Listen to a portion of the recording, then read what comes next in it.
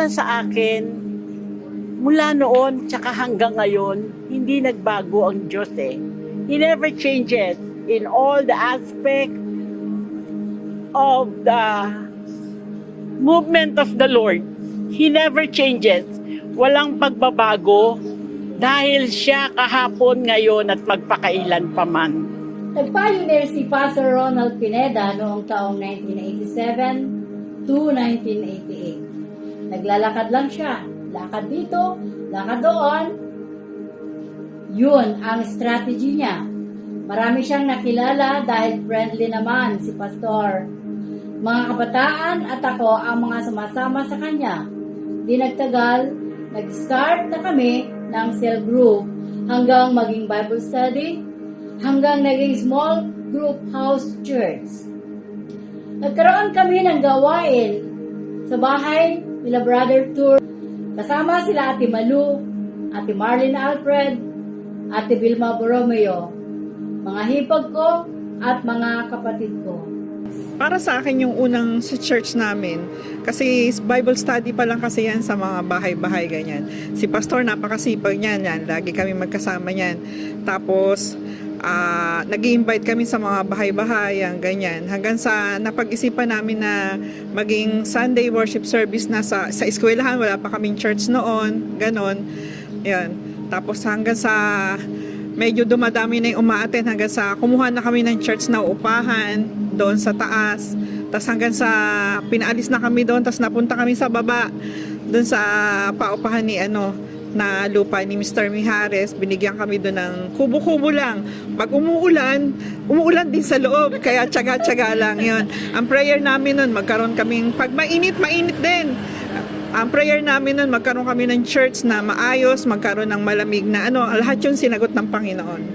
Nagpalipat-lipat ang venue ng church hanggang mapagkasunduan nila Pastor at Ma'am Melba Pineda na gawin sa garahe nila ang regular Sunday service. Naging ups and down ang ministry. Madaming mga problema at distraction ang dumating para masira ang gawaing pinaghirapan naming itayo. Pero, hindi nagtagumpay ang kaaway. 1989 hanggang 1990, pinarehistro namin ito at binigyan ng pangalang Blessed Hope in Christ Christian Ministries Incorporated. Sabi ng SEC, nang may grant sa amin yung license to operate. Congratulations! Go! Preach the gospel in 50 years. Okay, yung unang taon ko po doon sa Baysa, bata po ako noon, noong time na yon, at nakikita ko po yung paggabay ng Panginoon sa Blessed Hope Baysa sa pamagitan po ng mga leader niya, sa pamagitan po ng mga pastors na nauna po sa akin.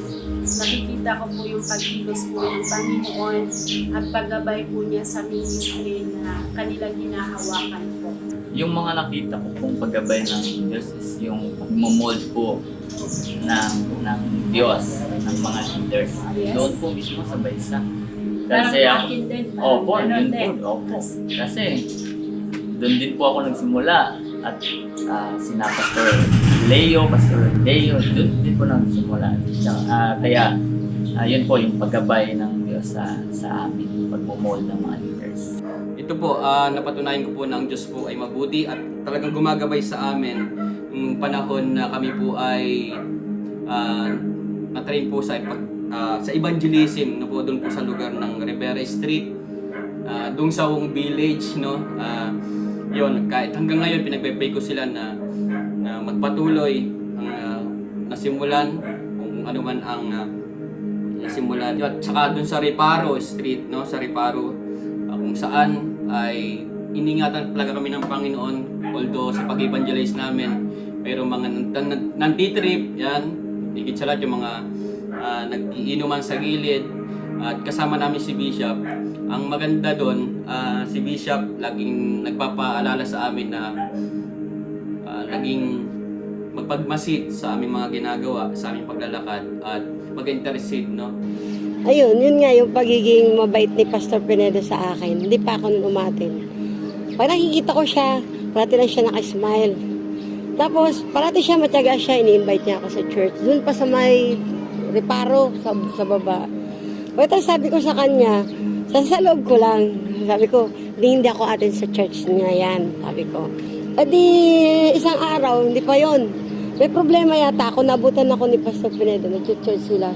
Sumusuka ako, uminom ako ng alak, pero hindi naman ako talaga uminom. May mabigat lang yung problema ko. Pagkatapos, naabutan ko siya, kinausap pa rin niya ako, tapos nginitian niya ako. Sabi niya, atin ka sa church. Kabiyak naman ako nito. Tapos sabi ko nga sa sarili ko, hindi ako atin dyan sa church na, sa pastor na yun. Hindi ko siya kilala eh. Tapos, isang umaga, nagising ako, payak ako nito. Hindi na ako makabangon. Parang nakahiga lang ako, gumagalaw ako, pero hindi ako nakatayo. Tapos umiyak ako sa Panginoon. Sabi ko, Lord, patawarin mo ako sa kasalanan ko. Siguro baka yung sinabi ko, yung baka kinain ko. Nung sabi kong aatin na ako sa kanya, nung mga 3 days, nakatayo na ako. Para lang ako nagdahilan. Tapos iyak ako nang iyak.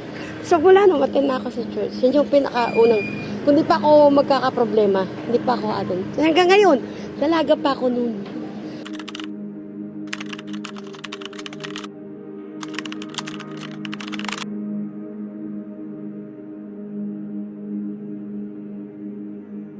Hindi po perpekto ang isang pastor. Hindi rin perpekto si Pastor Ronald Pineda. Pangkaraniwan at normal ang mga pagsubok sa church. Unang problema, marami ang gustong pabagsakin si Pastor Ronald Pineda. Gustong agawin ang mga membro na pinaghirapan naming itayo. Pangalawa, nung kuhanin ng Lord, si Dr. Melba ang may bahay ni Pastor. Masakit at mahirap para sa kanya, pero hindi ito nagtapos ang lahat.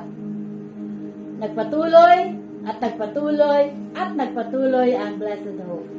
Kasi nung mga pagsubok na yun, nawawala yung mga membro eh. May sinasabi kay Pastor Pineda na hindi ko alam kung anong problema nila. Basta bigla na lang silang umaalis kung anong problema ka Pastor Pineda. Pero sa nakita ko naman kay Pastor Pineda, nakasama ko siya nag-visitation, nakasama ko siya mag-caroling. Wala naman ako nakitang masama kay Pastor Pineda. Mabait siya. Pasensyoso siya. Ewan ko, tama ba? Pasensyoso siya. Kahit minsan siguro naiinis na siya sa akin. Wala, nakangiti lang siya. Napakabait niya. Ayun, pagka may mga pagsubok sa mga manggagawa, mga ganyan, humihina sila, nanghihina sila, tas humihina din yung mga tao na uma-attend yun. Obligasyon namin na magbahay-bahay, ganon, house to house kami, ganyan. Ganyan kasi pag ang pastor namin. Especially sa financial. Talagang doon pinakita ng Lord na yung love niya, sabi nga it take process. Pero super blessed kami kasi yung blessing niya talaga, ramdam na namin. Isang pagsubok ng church sa Caloocan, dyan sa Baysa, ay yung kapitbahay, no? Kung ito yung stage sa may likod ng church, yun yung kapitbahay na nagagalit sa amin kapag kami po ay nagdidilig dun sa taas, sa rooftop, na sinasabi. Si Bishop kasi mahilig magtanim, kaya nagdidilig kami doon. Pag natutuluan o napapatakan yung bubong, nagagalit sa amin. Kapag dumadaan kami, mamamalengke sa Balintawak, pag nakikita kami ay nakasimangot, nagagalit. So, yun, hindi naman sobrang malaking pagsubok yun. Kumbaga, kumbaga, nagiging way lang yun para kami ay magpalakasin yung aming loob, no? Hindi nalo ng Lord na kami ay ma-discourage sa mga nakapalibot sa church. At iyon ay naging basihan, o yun yung naging sandata namin kahit kami ay may hinahawakan ng sariling church. People. Unang-una po yung sobrang masigasig po kasi yung mga young people noon. Pero dumating po sa puntong nanghina halos lahat. Na dumating sa puntong ako na lang mag-isa yung nag-pray, na minsan 3 na lang. But dahil po sa malakas po yung panalangin sa Panginoon, yung mga pagsubok na yon doon sa mga young people na akalain mong baka mawala sila kay Lord. Tingnan mo naman na ngayon, lahat binalik ng Panginoon, halos lahat din mga young people, yung mga nagagamit po sa loob ng church. At isa pa yung pagsubok na ito pinakamalala talaga. Ito yung pagsama sa amin ni Bishop. Sinama kami ni Bishop na mag-cast out ng bad spirit doon sa may tabi ng court ng bayanihan. So, iyon yung pinaka nakakatakot sa akin. Kasi ako murang edad sa pananampalataya sa Panginoon. Tinitry ni Bishop ay nagpapalayas ng bad spirit. Ang magandang bagay na ginawa ng Lord, nagbigay siya ng katuwang sa buhay ni Pastor Pineda at sa ministry sa katauhan ni Mang Miles. Andyan pa rin ang pagsubok, pero nagiging matatag na ang ministry. Malaki na ang pinagbago ng church. Lumalim na sa pagkilala sa Panginoon. Dumami ang mga ministries. Marami na ang naidagdag the church with building. Mga pastors, mga leaders, mga workers, at mga members. At dahil dito, naitalaga siya bilang Bishop Ronald Pineda. Bagamat mahihirapan dahil sa kakulangan ng pinansyal, andun pa rin yung biyaya ng Lord. Pangatlong pagsubok nung kuhanin na ni Lord si Bishop Ronald Pineda. Siya ay nasa piling na ng Panginoon ngayon. Ganun pa man, mananatiling buhay si Bishop sa puso namin at ng marami. Kailangan pagpatuloy ang nasimulan, ang ministeryo ng BHCCM Inc. Philippines. Ang mga pagsubok noon ay talagang nariyan palagi, that through the trials, we learn how to stand. We learn how to hold on the Word of God. We learn how God is so magnificent, how God is awesome sa lahat ng mga pagsubok na dumarating. Hindi nawawala yan kasi through that pain, through that trials, the more that we have to come and ask the strength from the Lord.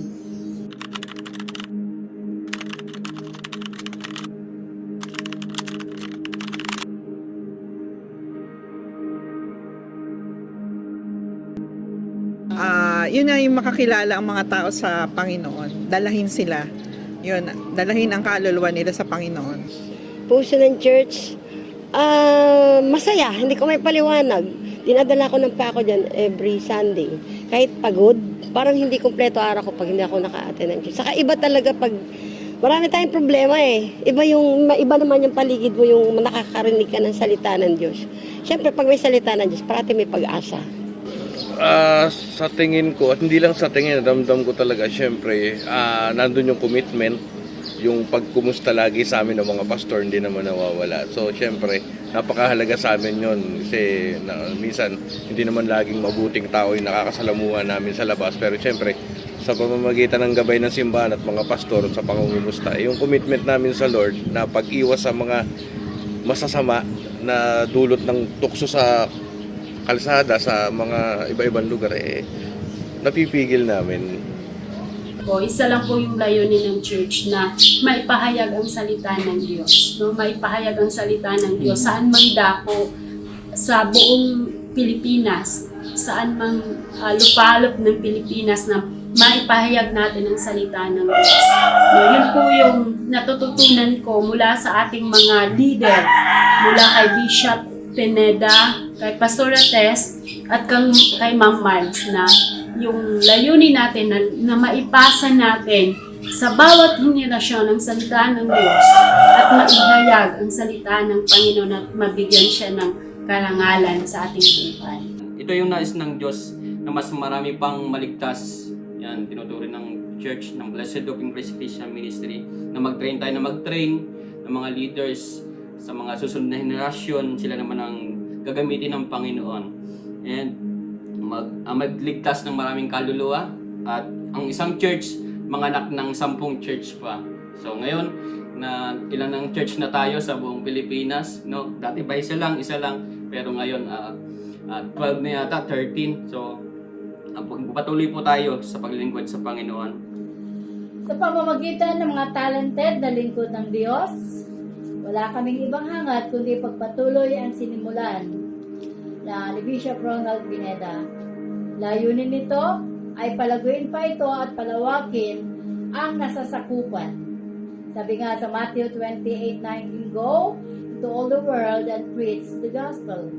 Nagsimula sa church planter at ngayon, layunin namin na alagaan ito, mag-produce ng maraming workers, i-educate ang marami sa pamamagitan ng discipleship training. Nagsimula sa old school, ngayon nasa new generations na tayo, pero ang salita ng Diyos kailanman hindi nagbabago. Upgraded man ngayon, pero ang Biblia na nagsimula pa noon, siya pa rin ngayon, bukas at magpakailanman. Ang nasimulang ministeryo under ng BHCM ay mananatili hanggang sa wakas.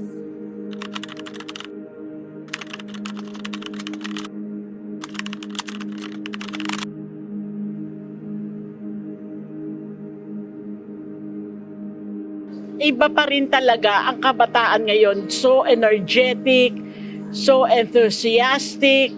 Talagang saludo ako sa inyo. Keep on, keep moving, kasi the days are coming. Never give up, never lose your faith.